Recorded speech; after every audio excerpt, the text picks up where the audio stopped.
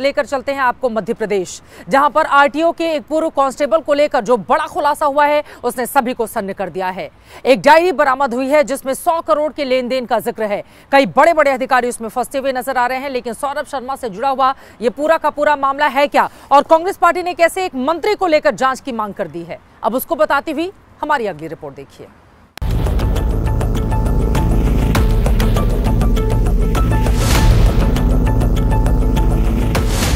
भोपाल का धन कुबेर सौरभ शर्मा, आरटीओ के एक पूर्व सिपाही ने कैसे करोड़ों की संपत्ति खड़ी की।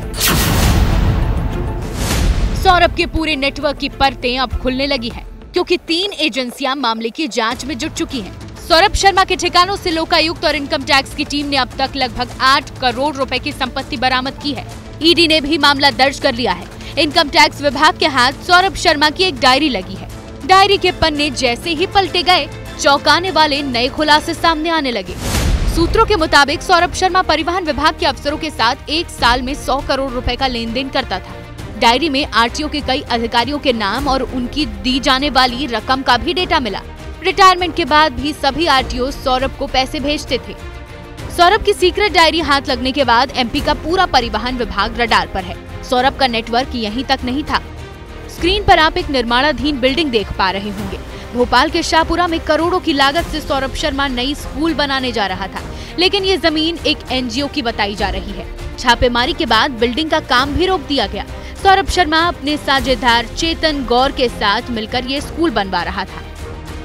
सौरभ का साथी चेतन वही है जिसकी लावारिस कार से पिछले हफ्ते 52 किलो सोना और 10 करोड़ कैश मिले थे। इसी मामले में चेतन गौर के घर से एक नया सीसीटीवी सामने आया। वीडियो में पार्किंग से कार बाहर निकलते हुए दिख रही है।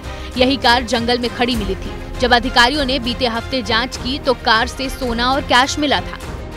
एमपी में इन खुलासों पर राजनीति भी बेहद तेज हो गई है। कांग्रेस मामले में सीबीआई जांच की मांग कर रही है। अब सिपाही के पास अगर इतना है तो डीजी के पास कितना होगा, और डीजी के पास इतना है तो गृह मंत्री के और परिवहन मंत्री के पास कितना होगा, और इतना है तो मुख्यमंत्री के पास कितना होगा। शिवराज सिंह चौहान जी, आपकी जांच भी करवाना चाहिए ईडी से। हमारा प्रयास रहेगा कि हम किसी भी हालत में किसी तरह के भी करप्शन को बर्दाश्त नहीं करेंगे। इसमें जिस स्तर पे भी कार्रवाई करना, लगातार हमारी सरकार ये कार्रवाई करती रहेगी। मामले में तत्कालीन परिवहन मंत्रियों से सौरभ शर्मा की नजदीकियों के भी आरोप लग रहे हैं। खबर है कि सौरभ शर्मा फिलहाल परिवार सहित दुबई में है। लोकायुक्त ने आरोप तो तय कर दिए हैं, लेकिन सौरभ का पता अभी नहीं चला है। अब बिहार चलेंगे, जहां पर विधानसभा के चुनाव तो अगले साल होने हैं, लेकिन नीतीश कुमार ने अपनी बहुचर्चित यात्रा का शुभारंभ कर दिया है। लेकिन इस दौरान ना ही उन्होंने मीडिया से कोई बातचीत की, और जनता के बीच इस यात्रा को ले जाकर उन्होंने इसका समापन भी आज बहुत जल्दी सिर्फ 37 मिनट के भीतर ही कर दिया।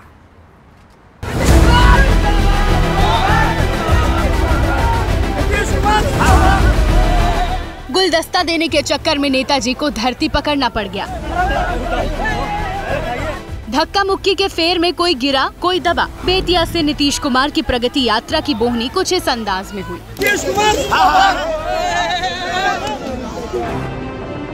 लेकिन इस यात्रा ने बिहार की सियासी धड़कन फिर से बढ़ा दी है, क्योंकि नीतीश ने पहले दिन ही कई सवाल छोड़ दिए हैं।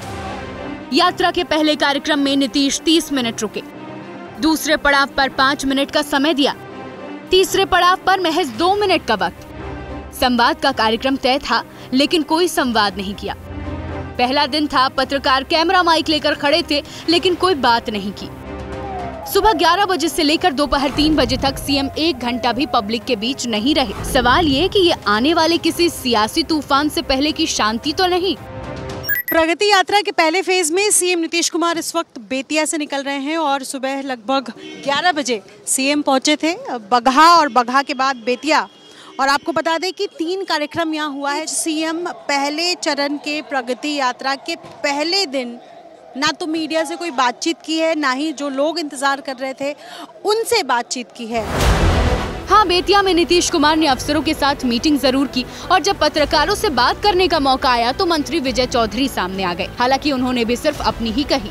जो सबसे पहले पिछड़ा इलाका हुआ करता था, थरवट क्षेत्र में मुख्यमंत्री जी गए। जो यहाँ के लोगों की डिमांड थी, उस सब के बारे में मुख्यमंत्री जी ने उसको पूरा करने की घोषणा कर दी है।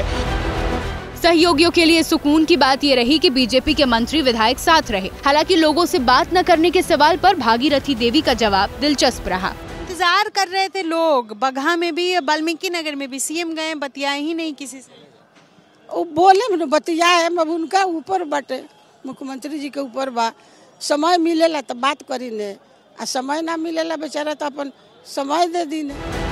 सवाल तो ये भी है कि जब नीतीश लोगों से संवाद करने के लिए ही निकले थे तो फिर संवाद किया क्यों नहीं? रात को वहीं रुकने का प्रोग्राम था लेकिन वो रुके नहीं। सवाल ये है कि कहीं कोई नई कहानी तो नहीं लिखी जा रही।